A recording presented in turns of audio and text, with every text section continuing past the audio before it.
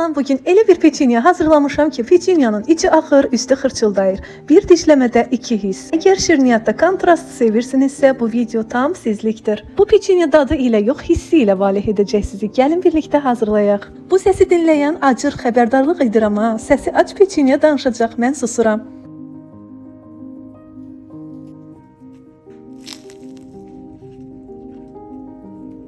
Əminəm ki, kəsim anında içərisinin teksturasını özünüzdə gördünüz. Bulud kimi yüngül və balanslı şirniyyatdan hazırlamaq istəyirsinizsə, videonu bütün xırdalıqları ilə sona qədər izləməyi unutmayın.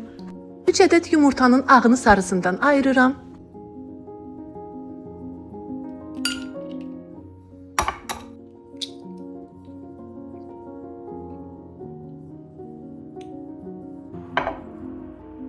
Yumurta sarısının üzərinə 1 çay qaşığı şəkər tozu, çay qaşığının ucunda duz əlavə edib birazcıq mikserlə qarışdırıram.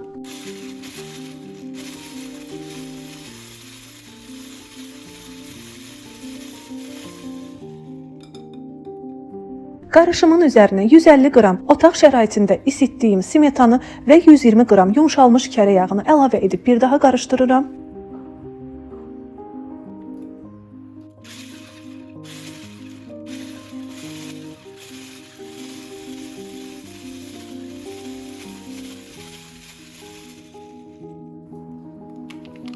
Qarışımın üzərinə 1 paket vanil, 1 paket qabartma tozu, 360 qram, yəni 3 stəkan dolu un əlavə edib yumuşaq xəmir yoğururam.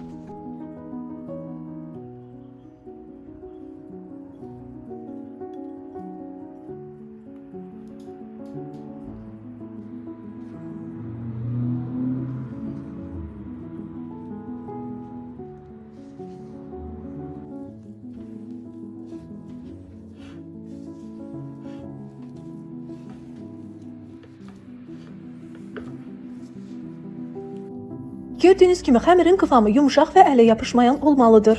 Xəmirin üzərini bağlayıb 10-15 dəqiqəlik dinləndirməyə alıram. Bu arada mən içlik üçün bezeni hazırlayıram. Öncədən ayırdığım yumurtanın ağını köpüklənənə qədər qarışdırıram. Qarışım gördüyünüz qıvamı aldıqda üzərinə 150 qram şəkər pudrası əlavə edirəm.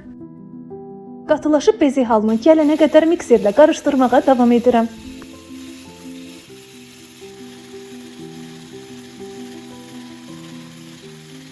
Gördüyünüz kimi hazır beziyimiz bu formada olmalıdır.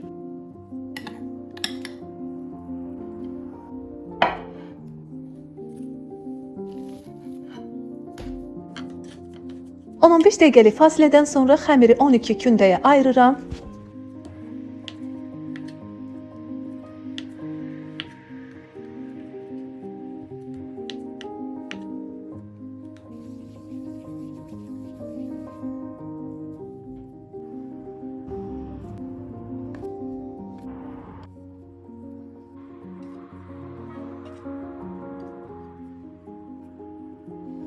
Hazır kündələri 3-4 mm qalınlıqda yayıram.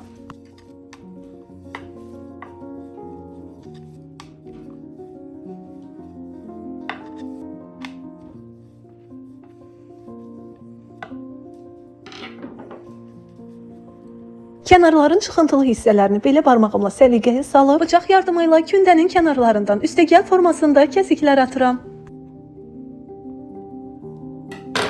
Bezikdən bir xörək qaşığı kündənin mərkəzinə qoyub, kəsdiyim kənarları mərkəzə doğru bezinin üzərinə qatlayıram. Gördüyünüz qaydada üz-üzə gətirdiyim xəmirin kənarlarını birləşdirib gül forması verirəm.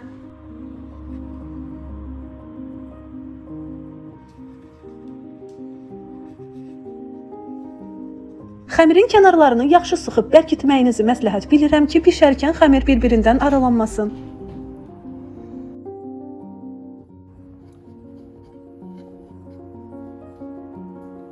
Bu qaydada bütün peçenyaları hazırlayıb, öncədən isidilmiş 180 dərəcəlik temperaturda peçenyaların üzərləri qızarana qədər bişirmək üçün sobaya göndərirəm. Siz istəsəniz beziklərin üzərinə bişirmədən öncə xırdalanmış qoz ləpəsi əlavə edə bilərsiniz.